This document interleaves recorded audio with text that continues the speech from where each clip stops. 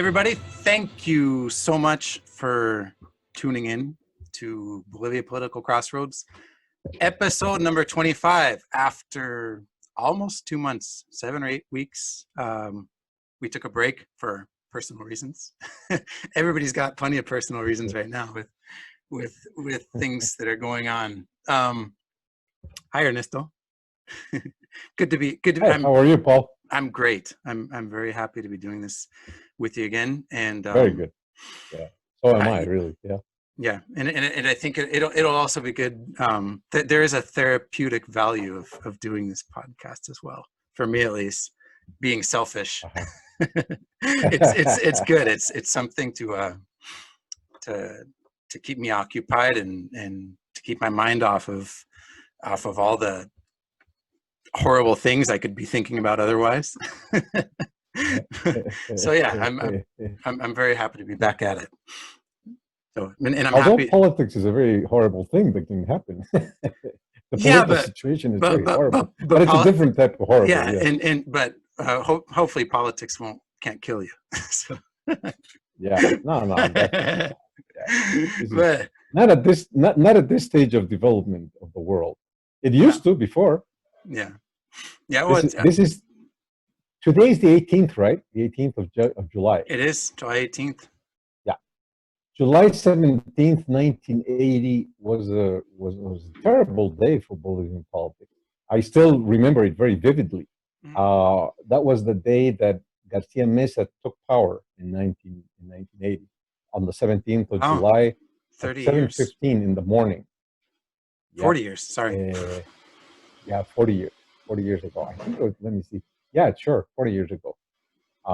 That was a terrible moment. At the time, I was a student in the U.S., but it was July. And it was the first or second time I ever came back to Bolivia for a vacation. And I was here on a vacation. And it was a terrible experience because that I was reading last night at 3 a.m, really, an article written in La Razón, a very good article about what happened that day. And that was not a usual Bolivian coup. There was a lot of cooperation in the southern cone of Latin America between Argentina, Brazil, and Bolivia. And it was an imported coup because it was more sophisticated than our usual coups.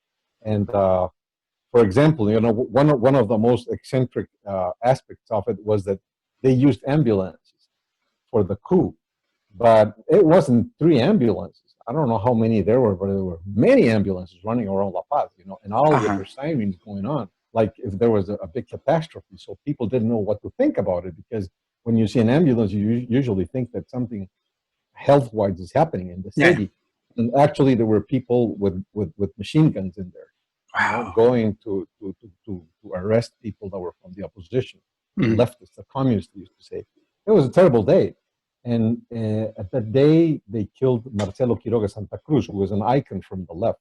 And he was assassinated in the main street of La Paz, which is called El Prado, where the Central Obrera Boliviana had its office right there in the middle of town. And when they killed him, a couple of days later, the coup destroyed the house.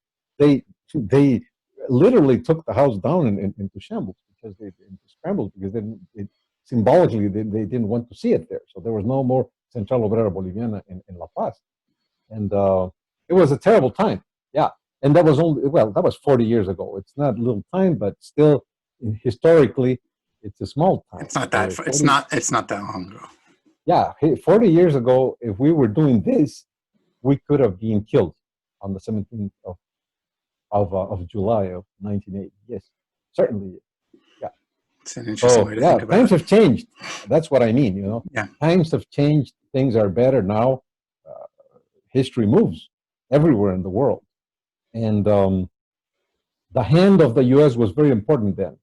I have to recognize that, especially Carter. Carter had implemented his policy of human rights very harshly since he became president of the U.S. And that was in 1976, if I don't recall badly. And he had implemented this with a lot of political decision. There were many critics in the U.S., but well, that's life, that's politics. But he really did a good effort, and he started implementing democracy in the whole continent. So finally, it got us here in Bolivia, and we were back and forth from democratic governments to military governments every Yep. 6 or 7 months. And then came this terrible episode on the 17th of July of 1980. Many people were dead in the streets of La Paz in the whole Bolivia, and that lasted until October of the 10th of October of 1982. Terrible time. So, yeah, that was just a remembrance. I felt like that, like it was important to remember that on this No, date. thank you. It's fascinating. I've been limiting my exposure to the news, and so, and and I'm not a historian, so I would never would have, I never would have realized that you not brought it up. I'm not a historian. I'm just old. So that makes me a vivid historian. But historian by practice, by experience. This is true. Well, moving on to, I would say lighter topics, but not more not recent so, events. Sure, not so light, and I don't want to, as I said before we started recording, I don't want to go down the rabbit hole on the COVID-19 thing, but a lot has been happening in the past 2 months. Anybody who lives here knows. I mean, I don't know what percentage. I suspect the shows in English are getting probably more views or listens from people that aren't living here. But yeah, the shit has definitely hit the fan here, and for a long time. And if I go back and listen or watch it, I just remembered the way I thought about this. I was pretty optimistic. I remember that Bolivia was, or the government was, doing things right, and that we were taking correct measures. And I just think we were just way behind the curve, because I mean, if you look at it now, I saw an analysis done by a guy that you turned me on to on Facebook. I don't remember his full name, Flavio something. Flavio, yeah, Flavio Diaz. Yeah, thank you. He does, at least since I started following him, everything he talks about is pretty much spot on. For all of his analysis, he's never really off, and he made a comparison between, proportionally, because Bolivia is a much smaller country than Brazil in terms of population, landmass too. But anyway, that we're on par with Brazil in terms of case numbers and deaths and everything else. So that's no good. Doesn't surprise me. I mean, we live here. We're living the reality of this. So, yeah, we're at almost 50,000 cases at this point. The numbers of new cases per day are hitting the thousands. We're almost at 2,000 the past 2 days. Each day, 2,000 deaths. La Paz, that seemed to be, I don't want to say immune, but where the effects seem to be much less. And a lot of people were attributing that, or had theories about that, the altitude and the intensity of the UV rays and whatnot. Doesn't seem to be, I guess it doesn't seem to be so much the case, because La Paz was the first major city to kind of open up and get public transportation rolling again. I'd say, what was that, about 2 or 3 weeks ago? And and now they're having a real tough time.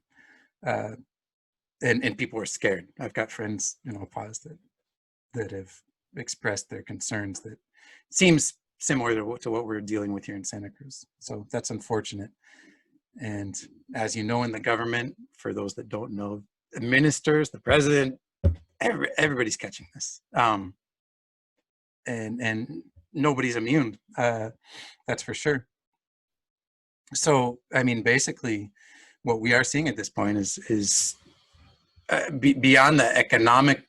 I think initially what we were seeing were the economic, the immediate economic effects of people not being able to work. And, we've always talked about the informal sector. People work day to day, and they work today so they can eat tomorrow.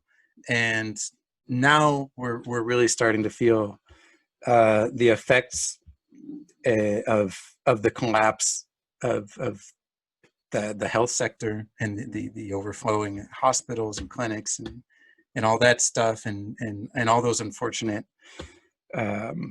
consequences of what this virus can do to us, to society. So I don't want to dwell on it, like I said, but it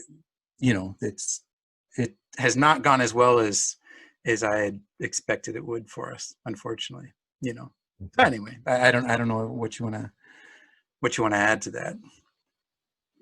One aspect that I thought it was important while you were speaking, I was thinking about in any other circumstances in history, recent history, whenever countries experienced a big crisis like this one, if you recall, for example, earthquakes or any other natural resources, at one point or another, when things got really bad, international cooperation took a position there. People were coming to Bolivia or going to Chile or going to Brazil to aid, because there's a lot of know-how in other countries that can always be cooperated. Not only know-how, but also financial assistance, technical assistance. And that happens a lot, that happens a lot throughout the world. Even when European countries face some big problems, there's cooperation from the neighboring countries.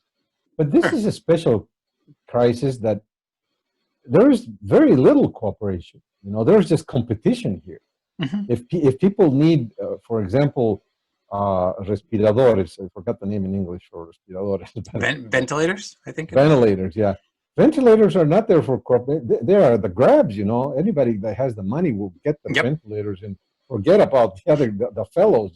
Whether it's in poor country or rich country, nobody cares about that. It's just countries are not in an environment of cooperation.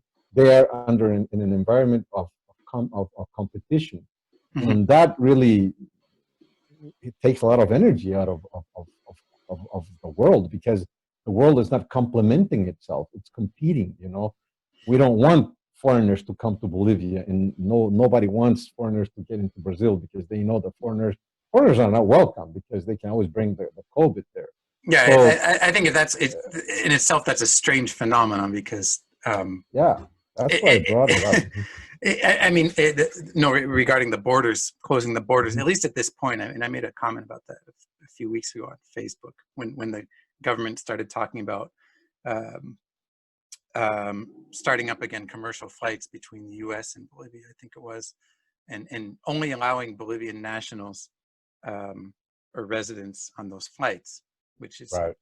It's but well, there's two points I wanted to respond with. One is that you can look at it almost as like you can kind of make the comparison to a personal crisis, whereas I don't know if my wife will be happy if I use this example, but it's in English. She won't hear this.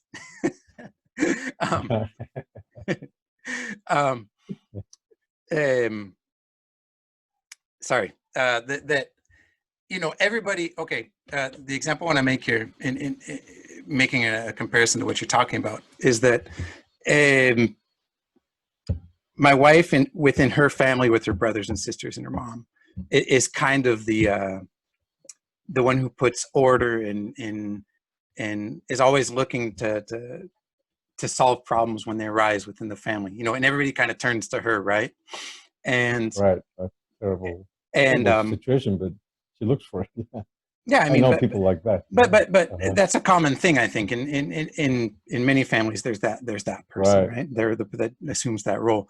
And at this point, their family, or those living under my mother-in-law's roof, are like in their world right now, in under our roof here. We're in our own world. We've got so many problems to deal with the business and the economic situation and the virus and that at this time, and I've talked about this with my wife, and she knows it. And she's kind of shifted her I don't want to say her priorities, but her mentality, I guess, in that she doesn't want to get involved in their problems. Okay, and so what I'm trying to say here is that it's kind of the same thing. Every country is like a family, and who's dealing with their own internal crisis and can't deal with other people's issues at Right. this time. That's Right? exactly what's happening. And so that's what you reminded me of, and that's it might Yeah. have taken me a while to spit that out, but Uh-huh. I think But that's it's a good analogy. That's exactly what's happening, you know.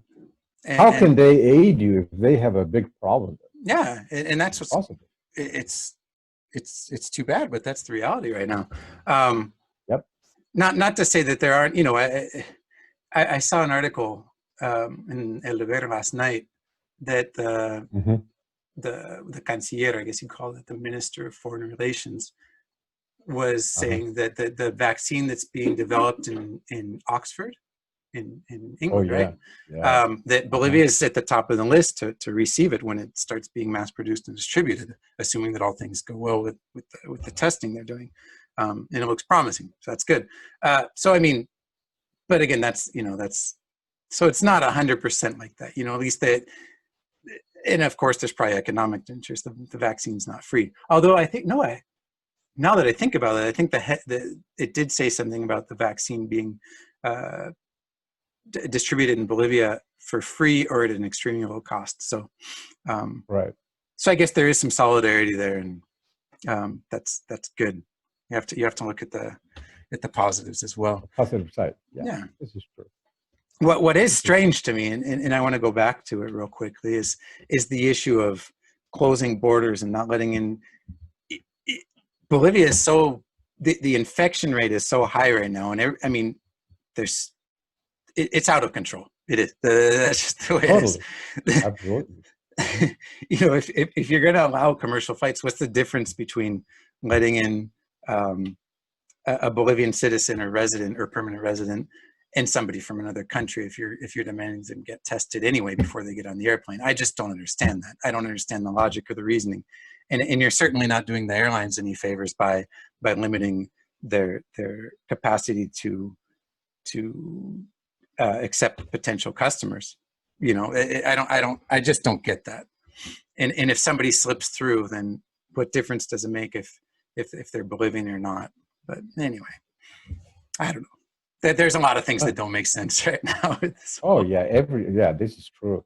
You know what doesn't make sense is the number of people in the president's cabinet that are sick, because supposedly these are the people that are supposed to give us the example of how Take to care of conduct yourself. themselves under these circumstances. Yes, to respect the 2 meters or a meter and a half of distance, social distancing, Hmm. the always wearing the barbijo and the mask and so on and so forth. But apparently, they haven't been abiding by this, because if people do abide by that seriously, then I don't think they won't get it, you know, but not in the proportion that they're getting it. You know, in the Yeah. cabinet, I don't know, half of the cabinet is infected, and Well, that says very poorly about how they're handling this thing well, personally, you know, well. as a group. What all that shows is that they're my theory on that is that they're still having closed door meetings in person Sure, with you very know bad. a full cabinet meeting. All Hmm. it takes is one to screw Yeah, everybody else over when you're sitting in a confined space for a long period of sure. time. No Um, social distancing. Yeah, they violate their own rules, and that's pretty bad, you know, for people that are guiding the country.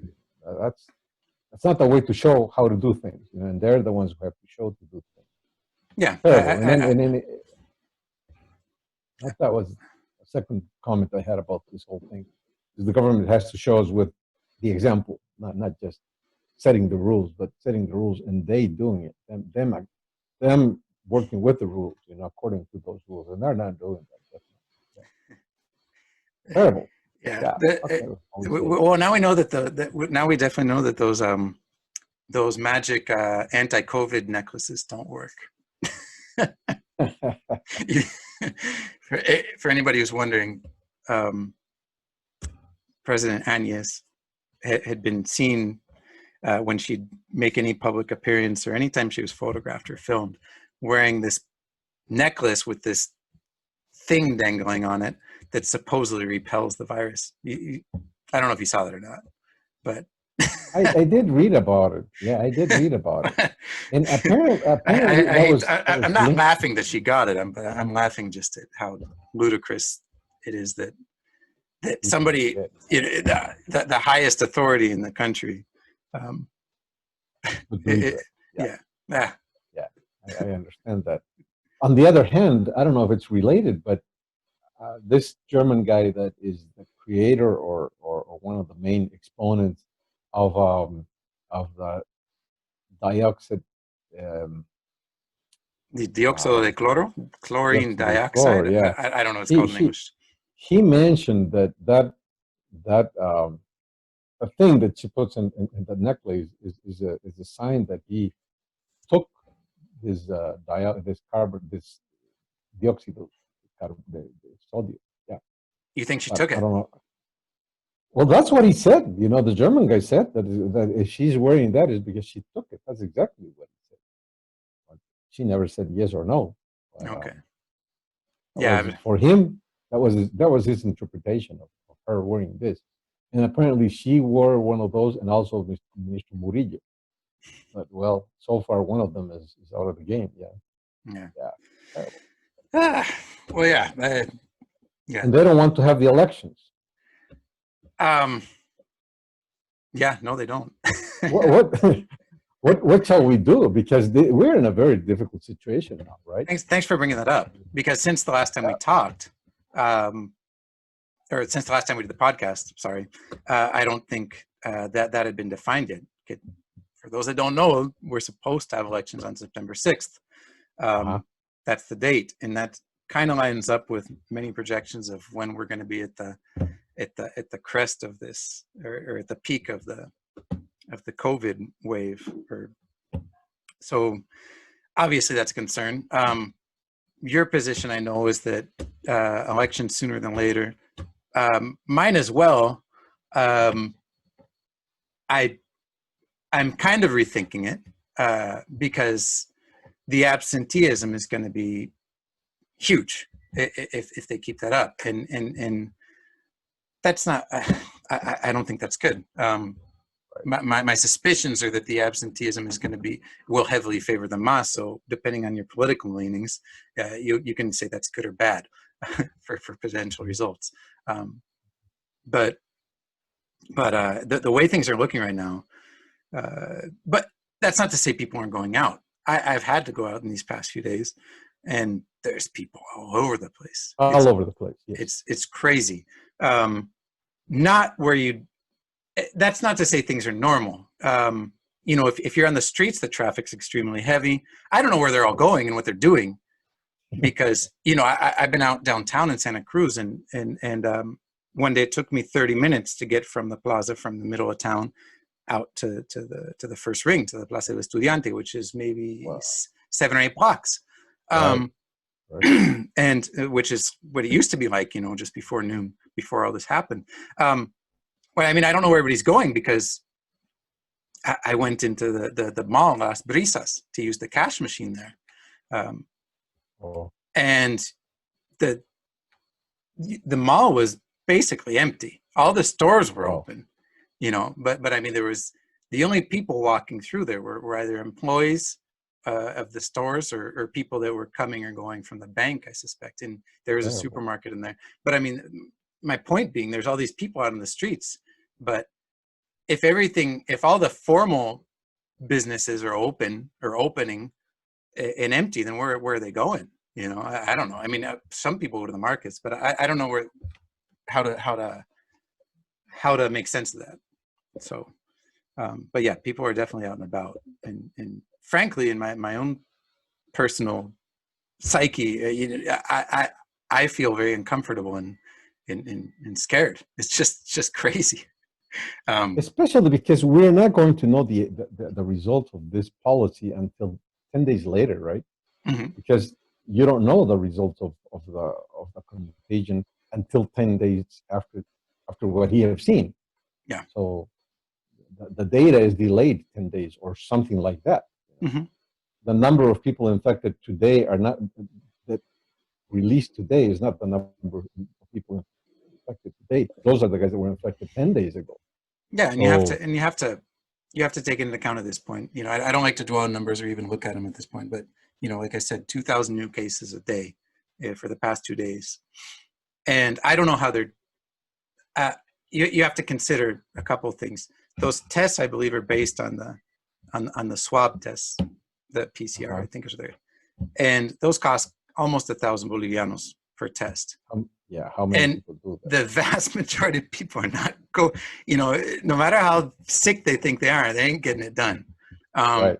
This is correct. Even if you've got money, $150 basically is a fair chunk of change.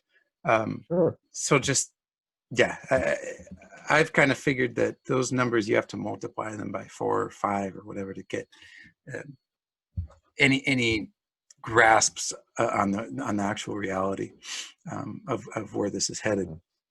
But anyway, elections under those terms. No, you're correct, because I'm also rethinking my position, because my position has always been that I wanted elections soon. The sooner the better, because people are still out there. They are going out to the markets. They do almost everything that they can do outside, except, like you say, going to the formal businesses.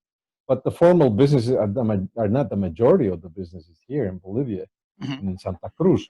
So it doesn't make sense to me that you allow people to go to most of the markets that are open in Santa Cruz or in Bolivia, which is the black market, and you're not going to allow them to go in to vote. On the other hand, your analysis is very interesting, because it brings out that there's I hate to say it, but it's true. There's like a racial distinction here. Who are the people that are going to the markets in Bolivia today? Well, not on Saturday, but during the week. It's basically the people that are not in the formal world of the economy, the informal world. Which is the informal world in Bolivia? It's indigenous people. It's Aymaras, Quechuas, and the poor people of Bolivia, which is the majority. They are the ones going out and interacting. Maybe not so much racist, but class on a class level. But don't forget middle. There's a classical phrase in Latin America. I don't know who said it first, but it's a very interesting one. In Latin America, poverty has skin color. Yeah. And that I think that's largely true. Of course, there are exceptions, but I think in general, if you look at the numbers, which are the poor nations in Latin America? It's Bolivia, it's Honduras, it's Guatemala, it's Peru, which are the richer nations. The richer nations. Well, they happen to be the larger ones too, but it's Brazil, it's Argentina. Smaller but rich are Chile and Uruguay. So there's a lot of raising poverty in Latin America, as there is in many other continents too. So in Bolivia, that tends to be the true too. In Bolivia, the color of the skin, in a large extent, defines your economic situation. There are exceptions. There's no question about that. But in general, so what I see is that the markets in Santa Cruz and in Bolivia are full of people selling and full of people buying. But those are the informal parts of the population. The formal parts of the population are not doing that, as you mentioned. When you go to the Ventura, it's not full, and those are the people that buy in the formal sector and sell in the formal sector. That's empty. So the worry, when you start talking about politics, it's the same thing. People that say, no, we cannot vote. It's sort of strange to me, because if you go out to the streets, you see full of people. Yes, these are the informal people. And when you think about politics, just a second. But what I was saying about sorry, just occurred to me. You're making the distinction between classes or class, race, whatever. Who's going into the markets and filling up the markets, but at the same time, there's all this traffic, and who are the people that have cars, and where the hell are they going? To the market. People that have cars are not rich people in Santa Cruz. You have to agree on that. It depends on what kind of. It depends on what kind of car, but look at the quality of cars out there and the price of the cars. Well, that's gone up considerably in the past 10 years, I'd argue. 10 years or so. It was worse. That's true. But anyway, that's a whole. No, the point I'm making is that I see where you're going, that the same people who are going out to the markets are the same people who are going to go out and vote, right? Sure, and that's the Masistas. Those are informal Bolivia. Okay, but and well, that's the fear of the then right. there's a number we've kind of agreed on that the percentage of Masistas, at least the Masista vote, the real numbers are somewhere between 30 and 40%, right? 35, let's just say, which is half of the 70% you're talking about. So. Yeah, but if 40% goes and votes for Arce, they're winning it, right? 40%, yeah. That's what he needs to. That'll be enough. Yeah, that'll be enough. Yeah. So the point, but anyway, politically, it's a dangerous situation because if you really have the elections early, and the thesis is who is going to vote on a dangerous day, the Masistas are going to vote on a dangerous day because they're the ones who go to the market and as if everything was normal. They are going to vote just like they go to the market. Who is not going to the formal markets? The right in Bolivia. Who is not going to vote on the 6th of September? The right. So the thesis is not that. It's an acceptable thesis, but it's a very discriminatory thesis too. Because basically we're speaking. People don't speak in these terms in Bolivia. People are very hypocritical when they talk about these issues. But basically, this is a racial thing and an economic thing. Race and economics in Latin America, in Bolivia especially, are very linked, very closely linked, as they are in many countries. You know, in the States, it's pretty much not the same, but race has to do also with poverty. So in Bolivia, much more so. And I think that there's a lot of truth about that. Of course, there are exceptions. I don't doubt about that. But my feeling is that if you have the elections on a dangerous day, yes, the Masistas are going to go vote because for them it's natural to walk around the street. They're going to the market every day. Why not go to a booth? It's the same. Even the booth. The booths are less crowded than the market. The what are? The voting booths are less crowded than the market. Yeah. Okay. I think that it's a good lead into the next topic, which is the case of the candidacy or the situation that the MAS candidate for president is in, Luis Arce Catacora and his party. With do you want to? I'll let you summarize that for people who aren't aware of what's going on, and why is it going to lead in? Because if, according to we've talked about this, if his candidacy is annulled, then that kind of throws out the window or the whole discussion we just had. right. But anyway, so go ahead. I'll let you give a summary of what's going on with that of this point for those that aren't in the know. Yeah, but before I do that, and I'll do that go in ahead. a second, I'll just add one more thing. Sure. The Masistas are certain of the number of the percentage of the vote that they have, the strong vote that they have in Bolivia. They're certain about that. But I'm pretty much sure that they're also certain. I'm talking about the strategists, the analysts of the MAS. They know that they have lost the middle class. And that's the reason they probably will not be as healthy as they were before in votes, as they were in 2014 or even before that. So they're very much worried about the amount of people that they've lost in the middle class. Right? And I think that if at this point the MAS decides to favor the postponement of elections, that would be very, very sympathetic with the middle class, depending how they present themselves. And I wouldn't be surprised that the Masistas would favor the postponing of elections if they are still around in the electoral scenery in the next couple of weeks, because they may be out. This is the second issue that we're supposed to speak today. What has happened is the following. There is the electoral law was approved by Evo Morales, and as many people mention, and they're correct to mention because we did mention it before in this program and way before that in many other instances, the electoral laws are made by a tailor in order to favor the MAS while it was in government. They made those laws for them so that they would work in their favor. Mhm. The bad thing about tailoring laws is that someday that same law can be against you. That's exactly what has happened here. You know?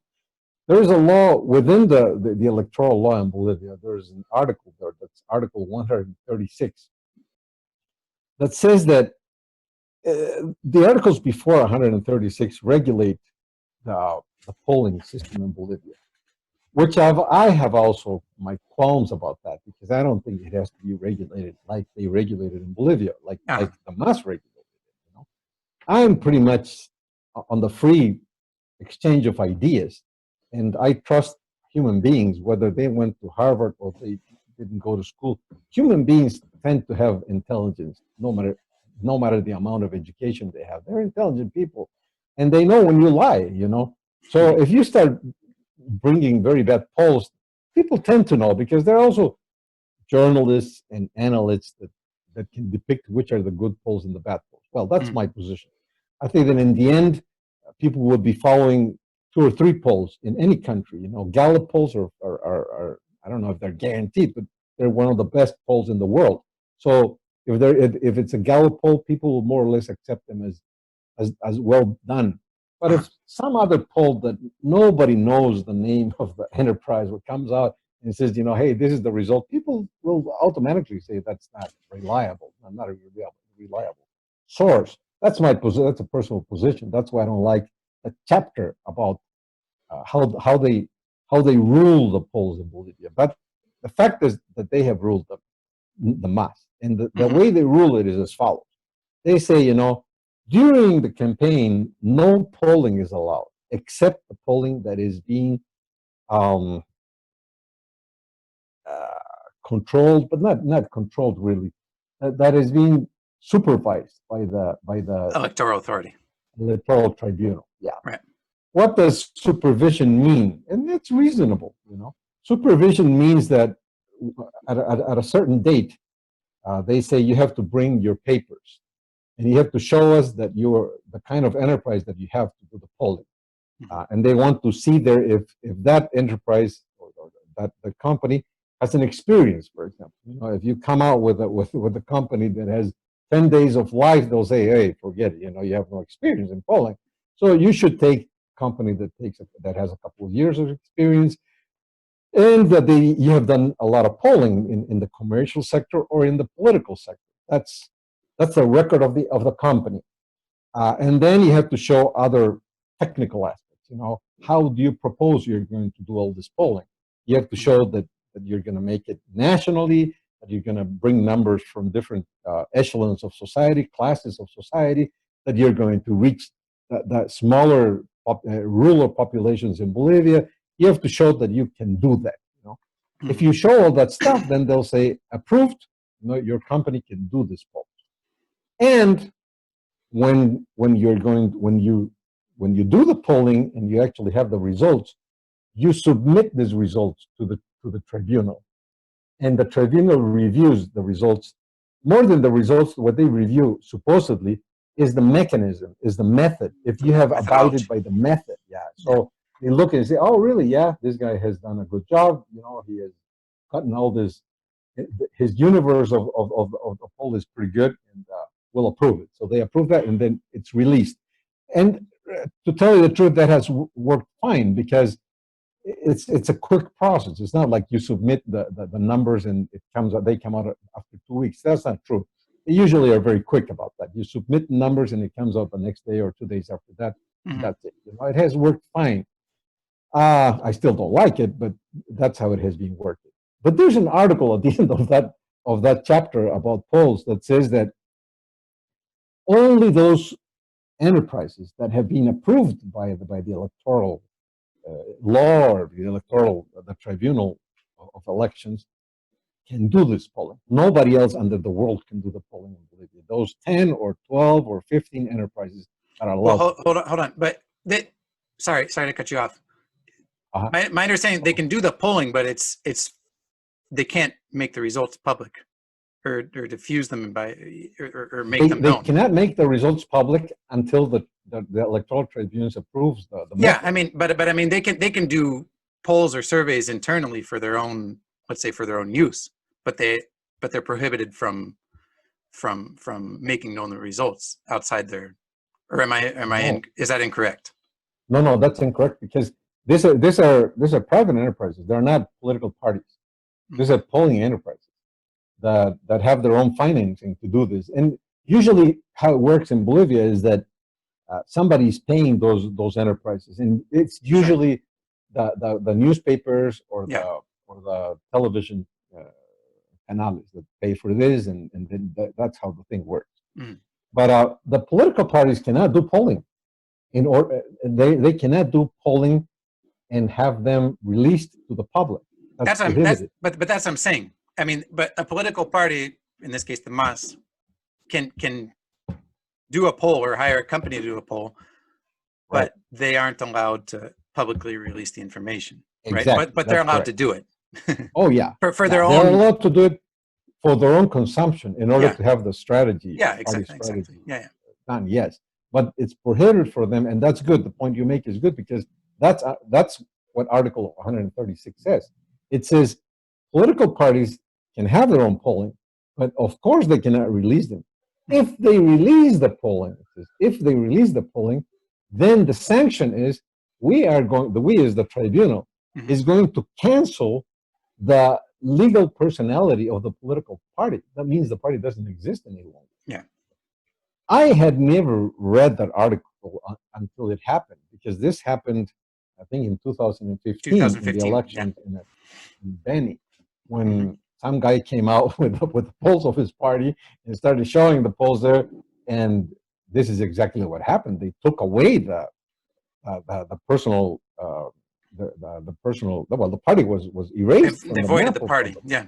Well, they voided the party. That was it, And all the candidacies, all of the candidacies in Beni, because it was over 200. if there's no political party, there can't be candidates for that political party. That's how it follows the events. So this is exactly what happened now, and this is exactly what happened. There are differences, the Masistas are trying to find a way out of this, and they may find them, but explain real quickly, now that we've got the concept, exactly what happened, because you're saying there's differences. Yeah, what happened now is that the candidate to the president was interviewed by a journalist, and the journalist asked him how they were faring in the elections, and the candidate says, "Oh, we're doing pretty good," and then the journalist asked him, How are your polls, your internal polls of the MAS? And he said, "Oh no, we're doing very good, and they're very good polls. We are above the 40%, and the second one is way far beyond us. That's Mr.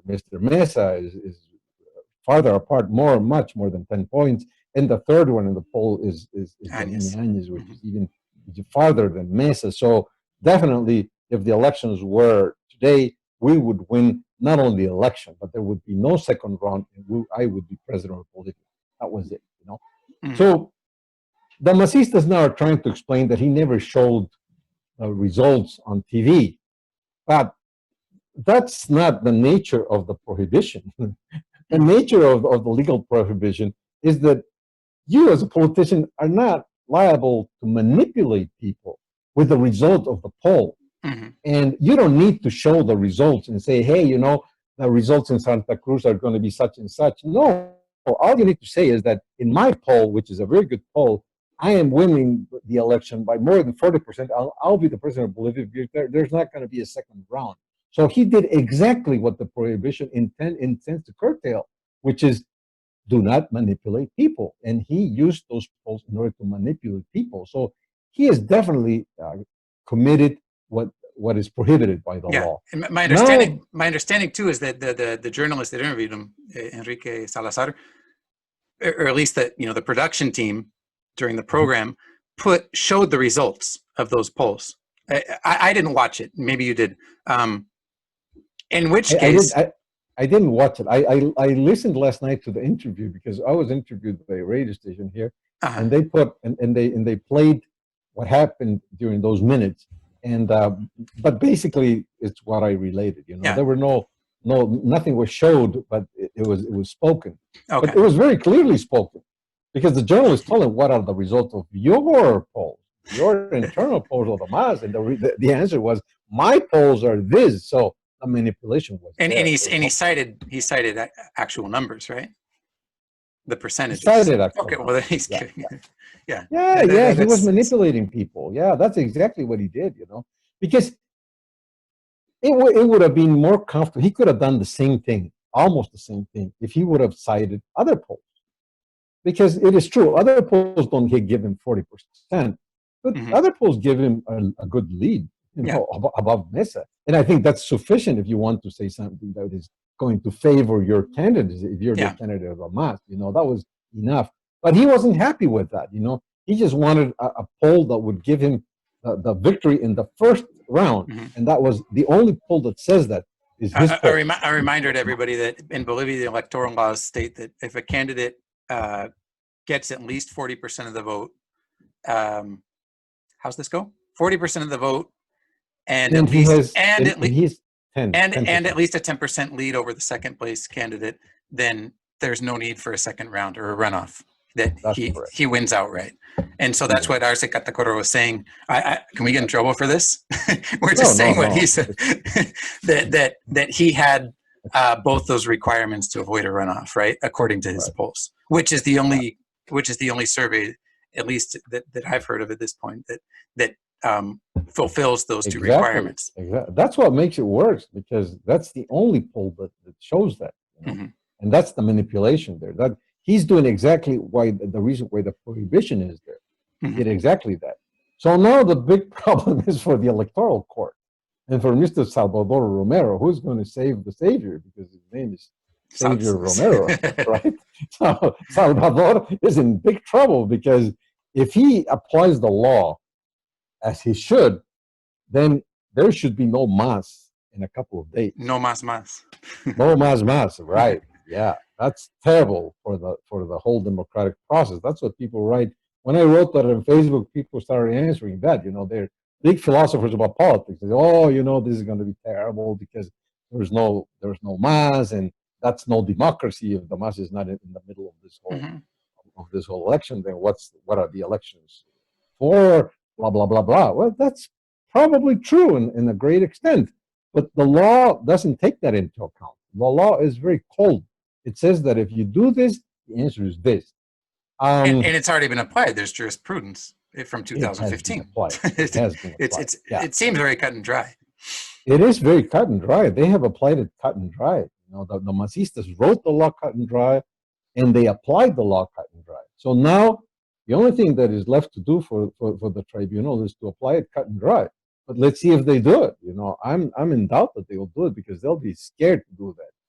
If they do that, although they're only 30% of the electoral population in Bolivia, as you mentioned before, and when you wrote me, that's true. They're 30%, but they're 30% very active. 30% of people that move around the country, 30% are going to initiate legal suits against him, and they're going to initiate hunger strikes and all sorts of social movements. The 30% can make a real big fuss, as we saw in November when Morales resigned.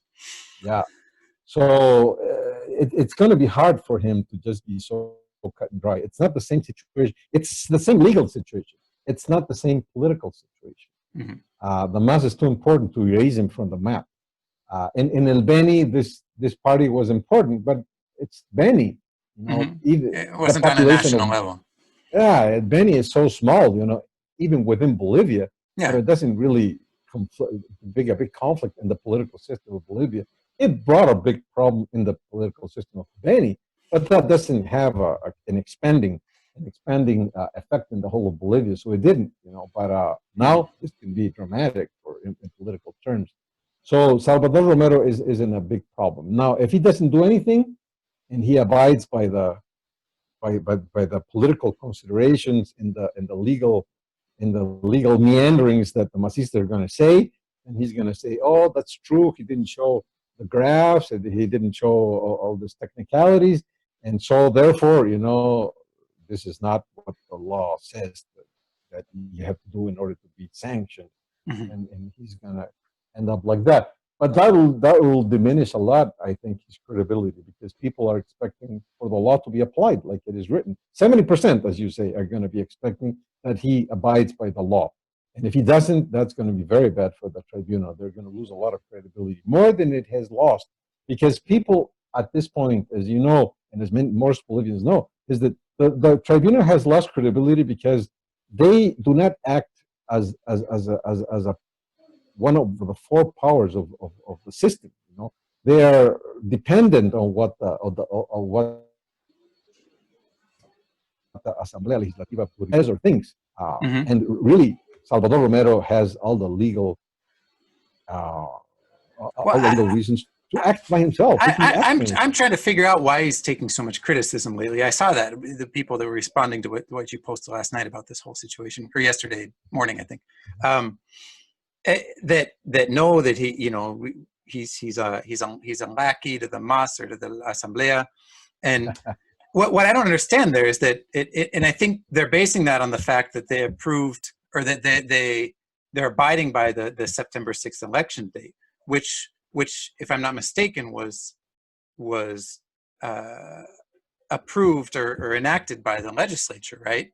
We talked about this before. The electoral authority is not, doesn't have the power to define the election date. That's up to the legislature. Am I not correct? And that is a trick. I'll try to explain it, and if I'm not clear, please say so, because Okay. this has to be clear. Because the way I'm perceiving this is that he's taking heat for that when it wasn't really his decision. Yeah, but see, that's a communications fault on him, because they are not saying exactly how it works. Mm-hmm. I'll make an attempt. Okay, how are elections day under the law in Bolivia established? Yes, they're established by the Electoral Tribunal. That's correct. But don't forget this. There are dates that are not chosen by anybody, just by the law. For instance, the general elections are established. Nobody says there's going to be a general election in 2019. The law says that there's going to be an election in 2019. And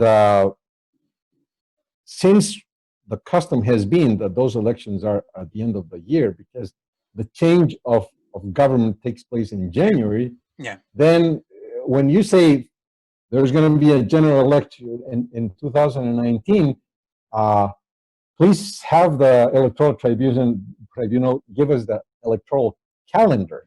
Yeah, the calendar depends on the term limits, basically. Exactly. So he doesn't have the right to say, oh, no, wait, we're going to have the elections in 2020 in May. He can't do that, mm-hmm. because the term is set there by law. Mm-hmm. And we know that the term ends on the 20th of January 2020. So he has the right to establish by himself when before he has to make a calculation in how long it'll take him to do all this job. But basically what he has to have in mind is that there has to be a new president or the same president reelected on the 20th of January 2020. That's his job, and that's how the law says. The law doesn't say what happens if that's not abided because of whatever reason, in this case, because of the fraud. So all that has been moved, and there is no fixed date. So who establishes the fixed date now that it's not established by the law? It's a terrible thing. There's a big void there. Okay. And that's why some people say he can do it, and he probably thinks that he can't because it's not established, because it doesn't say that, that mm-hmm. it gives him the right to set the date once you know when the term ends. Yeah. But once you don't know when the term ends, it's a free fall. There has to be a constitutional interpretation of that. Mm-hmm. And the only organ that can interpret the Constitution is the tribunal, the Constitutional Tribunal. Yeah, basically. Yeah, and the Supreme Court. Yeah, and they have been doing that, but not But see, they have been postponing it. That's what happened, really, you know. But in practice, what has been happening is this. Mr. Salvador Romero, which is the electoral organ, talks with the people in the legislative, and they agree on some law that the election should be on the 3rd of May. So the law is written, it's approved that way with the approval of the legislature and of Mr. Salvador Romero, and it's approved, you know. Then the law goes to the Constitutional Tribunal, which is logical, because we have been extending the governmental period, which is only 5 years. And the tribunal reviews that and says, okay, what can we do? You know, this is fine because we can't have the elections on what we said, because the crisis didn't allow us to do that, the fraud. So they extend the period of government. And it's all done in one package. So, but that has been happening once or twice, I think. And it will have to happen again, because now if they postpone it again, same thing will happen. It will happen. They'll have to go to the legislature, approve a law there, and that law has to be, of course, in accordance with the tribunal, with the electoral tribunal, and that will go and review to the constitutional tribunal. There's no other way to do it. It's a hard way to do it, but I don't see another way, because we have extended ourselves from the 5-year period. Since the 20th of January, what we're living now is extra legal. Not necessarily illegal, but extra legal. So now... Yeah, to summarize the past, I guess, 6 months or so, 7 months, 8 months at this point. Since the 20th of January. Since Morales left power and Áñez assumed power, by law, she should have finished the term.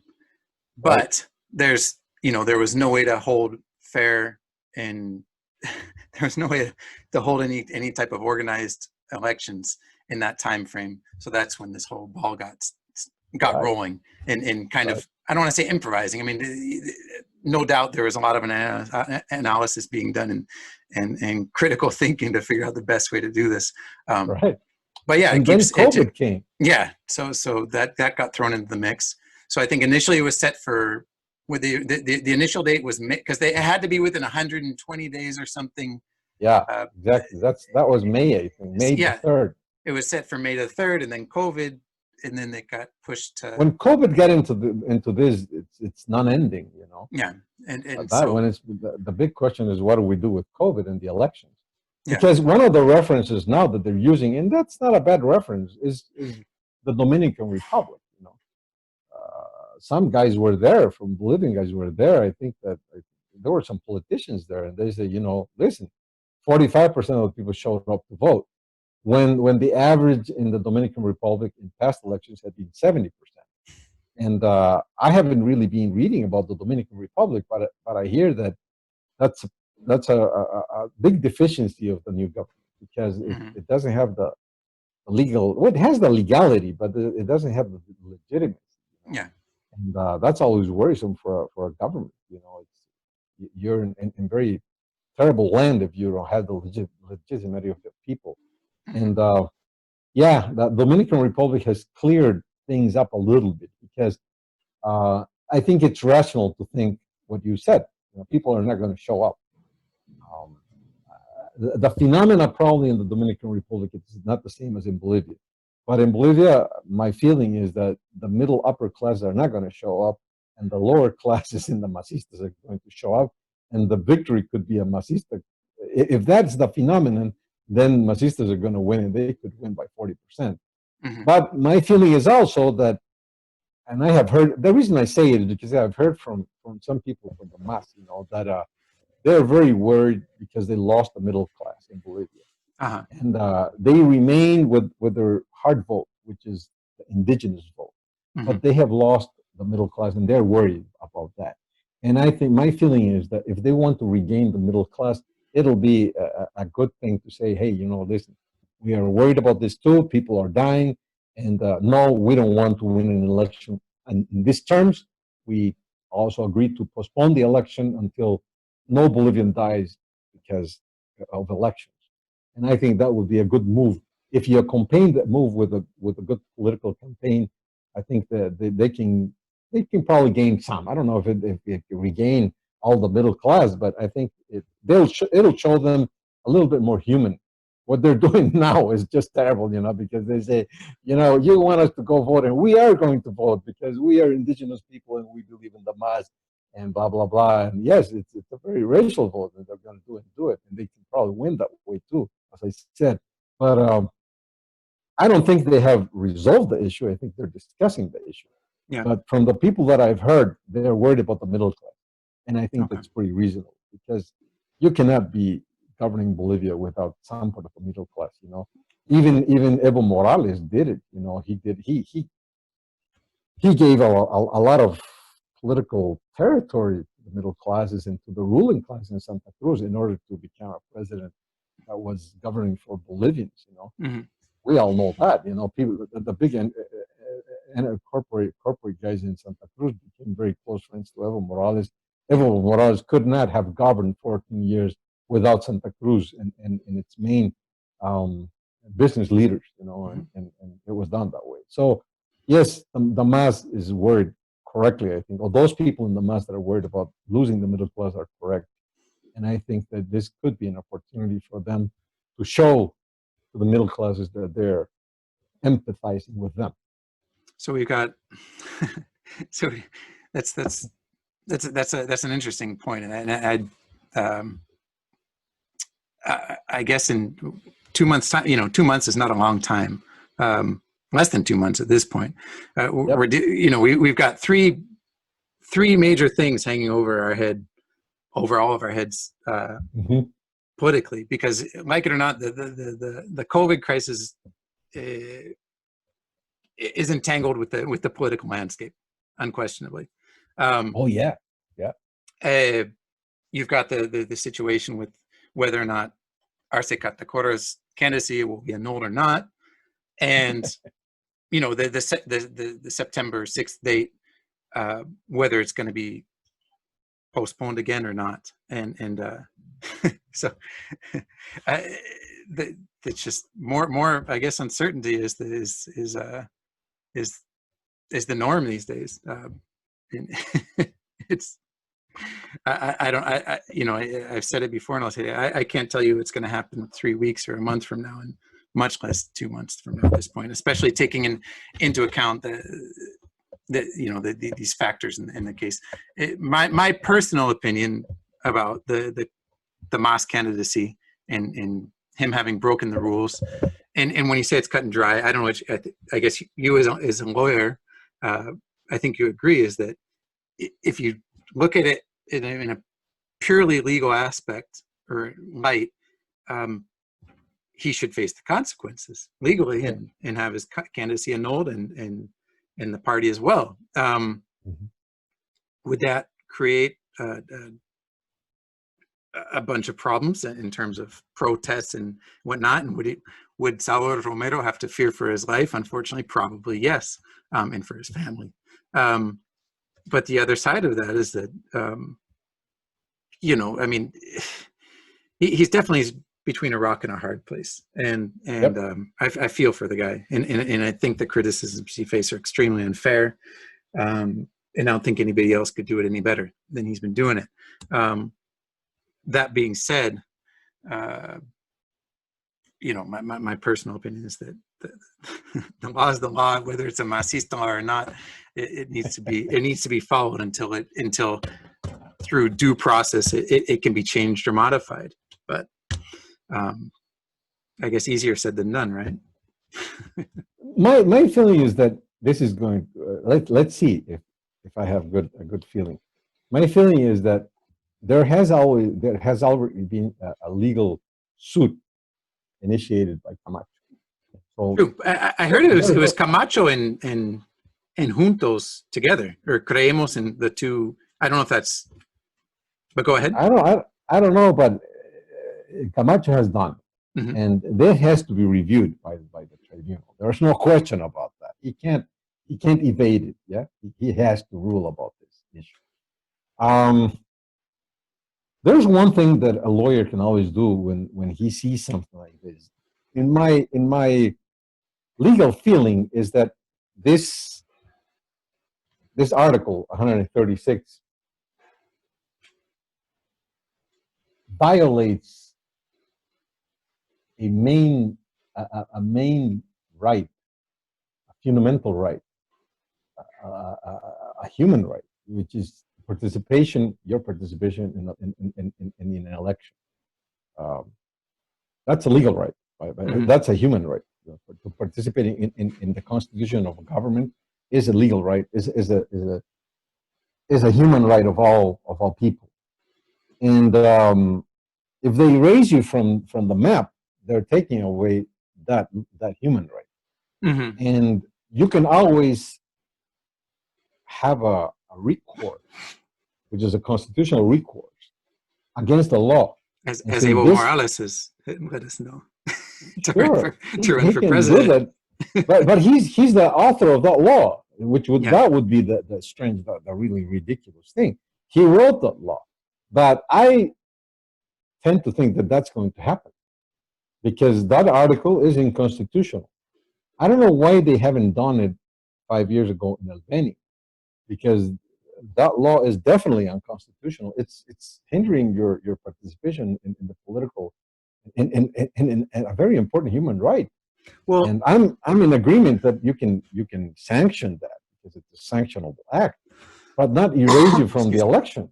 That's just that's an unreasonable reaction towards an infraction. You can't give somebody because he stole a sheep. You can't give him the death penalty, right? I get it. The punishment doesn't fit the crime. It's not proportional. Yeah. The sanction has to be proportional with what you have done. So if you steal a sheep, they can't give you life sentence or even worse, capital sentence. They can't do that. And this is exactly what's happening. This is the analogy of a capital sentence, because when they take you, when they erase your personality, that's the life of an organization. It's the legal life of an organization comes when you establish the organization. That's when it's born. You're born legally when you're born physically, and they give you your birth certificate. That's when you exist, right? Yeah. An organization is the same. It exists when it comes into legal existence, and that's called personalidad jurídica. That's juridical personality. It's similar to an SAA, like a corporation, right? It's the same thing. Yeah, it's the same thing. So if you erase it from the map, you're giving it a death sentence to that. Why? Because they've talked about some results. No, it's not coherent, and it can be, it could be ruled unconstitutional. And we touched on this the other night. And one of the things, you say you doubt that Romero's going to follow through with the law and annul the candidacy and punish the party according to the law. You doubt it's going to happen. I don't know. I'm not going to make any predictions either way because I have no idea. I don't have an inkling in either direction. But what I do know is that he did act against Evo Morales' candidacy for the Senate seat for Cochabamba, which a lot of people thought he was not going to do for the same reasons we've also talked about. Not the ones you just made about the punishment, the disproportionality of the punishment versus the crime, but the reasons that he was afraid it was going to create a huge negative reaction in terms of protests and threats against him, et cetera, which, as far as I recall, never happened when the decision was made to not allow Morales' candidacy for Senate based on the fact that he didn't have 2 years continuous residency in Cochabamba, and it also was a bad ruling. I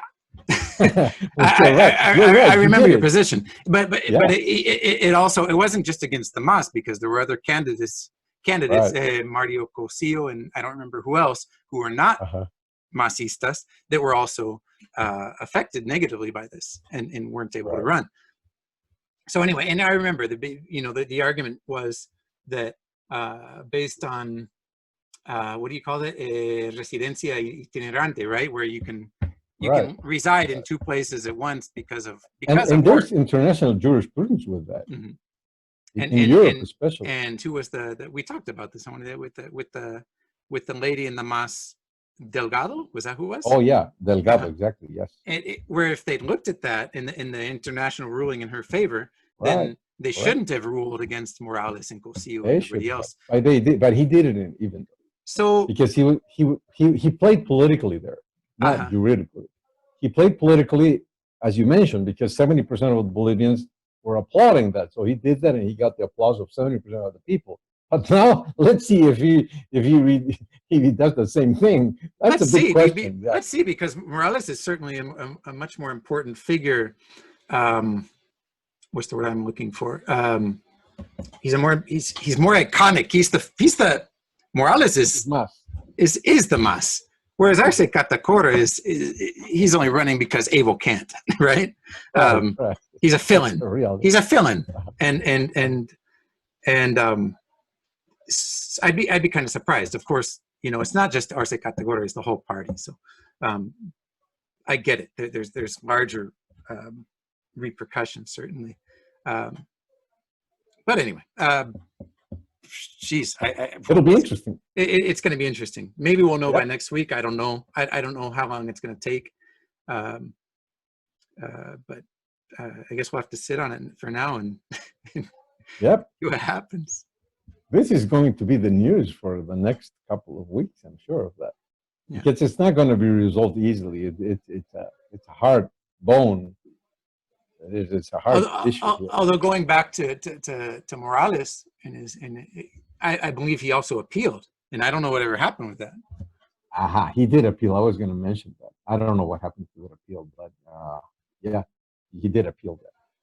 I don't remember when that happened, because all the appeals sort of got delayed because of the COVID again. So I don't know where that thing is, but he did have an appeal onto that. So it's not over yet. This is definitely, there's a lot to talk about next week. Sure, there is. I look forward to it. I look forward to it. Next we'll do this in Spanish, and hey, I guess it's a good place to end. Are you comfortable with that? To what? To conclude Oh today's... no, definitely. This is it, because we talked. I think it was a very interesting conversation, and we did cover a lot of issues, and we covered a lot of time. So yes, I'm comfortable finishing. All right. Well, hey everybody. Thanks for those who've come back to listen or watch. Thank you, Ernesto.